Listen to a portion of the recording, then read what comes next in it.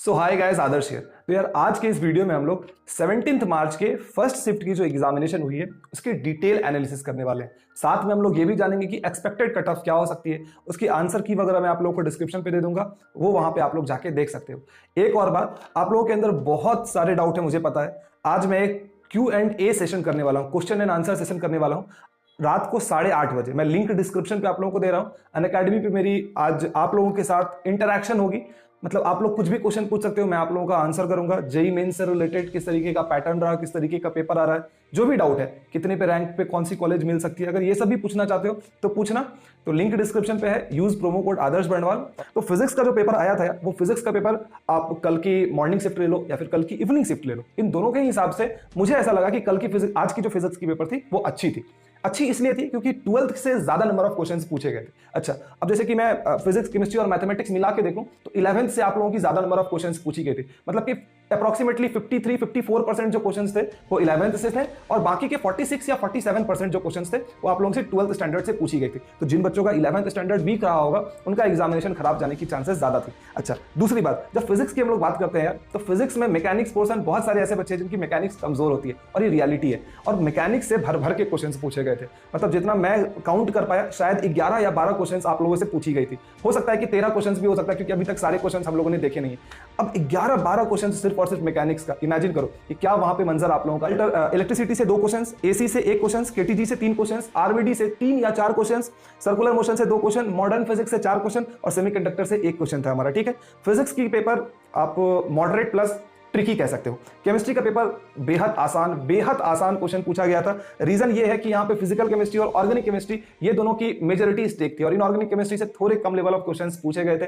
और जो क्वेश्चंस भी पूछी गई थी यार केमिस्ट्री की, वो बहुत ज्यादा आसान। कल के दोनों ही शिफ्ट के हिसाब से अगर आप देखोगे तो फिजिक्स की, केमिस्ट्री की पेपर काफी ज्यादा आसान पूछी गई थी। तो केमिस्ट्री को मैं इजी के कैटेगरी में रखूंगा, और इसके ऊपर हम लोग ज्यादा डिस्कशन नहीं करेंगे क्योंकि इवनली डिस्ट्रीब्यूटेड था। तो कौन से चैप्टर से कितने क्वेश्चन पूछे गए, इसके ऊपर हम लोग ज्यादा डिस्कशन नहीं करेंगे। अब हम लोग आ जाते हैं मैथ्स के ऊपर। तो मैथ्स का यार कल शाम का पेपर इतना ज्यादा डिफिकल्ट पूछा गया था। आज सुबह में ये उम्मीद थी कि शायद उसी तरीके की डिफिकल्ट पेपर पूछ दी जाए, लेकिन आज की जो मॉर्निंग शिफ्ट की पेपर हुई मैथमेटिक्स की, वो कल के मॉर्निंग शिफ्ट के हिसाब से इक्वल मान सकते हो या फिर थोड़ा सा कम मान सकते हो। लेकिन मतलब ऐसा नहीं कि डिफिकल्ट लेवल का आप मानोगे, मॉडरेट कह सकते हो, इजी टू मॉडरेट कह सकते हो, उस लेवल के क्वेश्चंस थे। ये मैं इसलिए कह रहा हूं क्योंकि इसमें मुझे कम से कम 6 से 7 ऐसे क्वेश्चंस दिखे जो कि स्ट्रेट फॉरवर्ड थे, और प्रीवियस ईयर के क्वेश्चंस अगर आप करके गए होंगे तो 6 या 7 क्वेश्चंस, मतलब हो सकता है कि 1-1 मिनट में या 1.5 मिनट में आप वो क्वेश्चंस को कर पाओ। जैसे कि एक मैट्रिक्स एंड डिटरमिनेंट की एक क्वेश्चन थी, सेट्स रिलेशन फंक्शन की एक क्वेश्चन थी। अच्छा, एक आपका जो इंटीग्रेशन का क्वेश्चन आया, इतना आसान पूछ दिया गया इंटीग्रेशन का क्वेश्चन, उतनी आसान मतलब अमूमन पूछी नहीं जाती है। एक प्रोबेबिलिटी का क्वेश्चन, 2 डाइसेस को मतलब फेंकी गई थी, उसमें आपको sum less than equal to 8 करना था, वो भी बहुत ज्यादा आसान था। तो ऐसा मैं नहीं कह रहा हूं कि डिफिकल्ट क्वेश्चंस नहीं थे, डिफिकल्ट क्वेश्चंस भी थे, लेकिन इजी क्वेश्चंस, क्योंकि नंबर ऑफ इजी क्वेश्चंस की संख्या ज्यादा थी, इसी वजह से मैथमेटिक्स का पेपर हमारा मॉडरेट और प्लस लेंदी के कैटेगरी में आ जाता है। लेंदी तो था हमारा पेपर। बाइनोमियल थ्योरम से 2 क्वेश्चन, सेट रिलेशन फंक्शन से 1 क्वेश्चन, वेक्टर 3D से इसमें ज्यादा क्वेश्चन नहीं पूछे गए, शायद मेरे हिसाब से 2 क्वेश्चन पूछी गई है, और रीजनिंग से 1 क्वेश्चन, मैट्रिसेस एंड डिटरमिनेंट से 3 क्वेश्चन, एलसीडी से 2 क्वेश्चन पूछा गया। सारे नंबर ऑफ क्वेश्चन अभी मैं नहीं बता पाऊंगा क्योंकि जितने क्वेश्चन थे मेरे पास आए उसके हिसाब से मैं आप लोगों को बता रहा हूं, है ना। तो ओवरऑल अगर मैं पेपर कहूं तो जैसे कि 3 शिफ्ट में आपकी पेपर हुई है, कल एक मॉर्निंग शिफ्ट हुआ, फिर इवनिंग शिफ्ट हुआ, और आज का हमारा मॉर्निंग शिफ्ट हुआ। तो आज की पेपर मुझे ऐसा लगता है कि कल के मॉर्निंग शिफ्ट के इक्वल कह सकते हो या फिर उससे थोड़ा आसान कह सकते हो। तो अभी भी हमारा सबसे टफेस्ट शिफ्ट जो है वो 16th का सेकेंड शिफ्ट है, उसके बाद 16th का फर्स्ट शिफ्ट, उसके बाद हमारा 17th का फर्स्ट शिफ्ट आता है। तो वही मैं कह रहा था, जिन बच्चों ने फिजिक्स से स्टार्ट किया होगा उनकी पेपर खराब गई होगी, और जिन बच्चों ने केमिस्ट्री से स्टार्ट किया होगा उनकी पेपर आज अच्छी गई होगी। ये सिंपल सी बात है, क्योंकि केमिस्ट्री में इजी क्वेश्चंस थे और फिजिक्स में थोड़े से ट्रिकी क्वेश्चंस पूछे गए थे।